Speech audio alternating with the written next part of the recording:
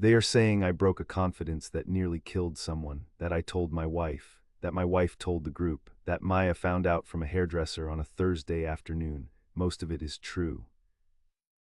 Tom and I have been best friends since we were 8, same little league team, same college, same neighborhood now. He married Maya in 2017. I was the best man. We had our kids 2 months apart in the spring of 2022, my son Owen, his daughter Iris. Maya had a hard postpartum. Tom didn't see most of it because he was working night shifts at the hospital. He'd come home at 8 in the morning and Maya would have been awake with Iris since 4, and Tom would crash and Maya would do the daytime by herself. In September, she texted me on a Tuesday and asked if I had a minute. We were neighbors. I walked over. Tom was asleep upstairs. Maya was in the kitchen with Iris on her hip, and she looked at me and she said, and I'm going to quote her now because I have replayed it for 2 years, she said, "Last night I held Iris on the changing table and I thought about how easy it would be to drop her on the tile.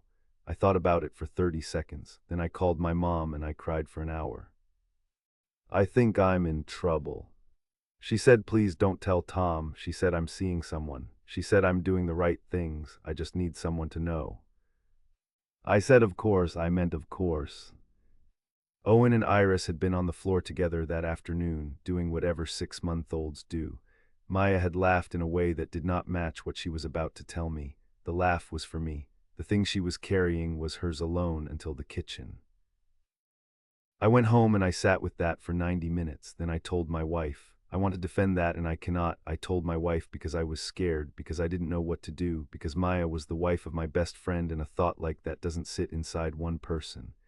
I made her swear to me she wouldn't say a word. She swore. I believed her. My wife told her sister Jen the next day at brunch. Jen is in our group text. Jen told Layla. Leela told Maya's hairdresser. The hairdresser knew Maya because she'd done her wedding. She held it for 2 weeks. Then a Thursday afternoon in November, while she was cutting Maya's hair, she asked how Maya was doing and she said it carefully. She said, "After what you went through." Maya didn't say anything in the chair. She paid and she left. She didn't come home. Tom called me at 8 that night looking for her. He thought she was at her mother's. She wasn't at her mother's. She was at a hotel 40 minutes away. They found her car at the hotel at midnight. She was okay. She had not done anything to herself. She had wanted, in her own words to me much later, to disappear for a night because she could not face her own house. Maya does not speak to me anymore. Tom and I still speak, but it is not the way it was. Maya told him about the thought she had at the changing table 8 months later on her own terms after a therapist gave her the words, "Tom has forgiven her." I do not think Tom has forgiven me. He just hasn't said it. The thing I keep coming back to is that I was scared. I want that to mean something. I want it to be a reason. It is not. I told someone a thing she asked me not to tell anyone, and I told that someone because I was scared, and being scared is not enough. Maya is doing well now. I want to say that. I want it to be the end of the story. It is not the end of the story. I broke something I cannot fix. What would you have done? Tell me in the comments.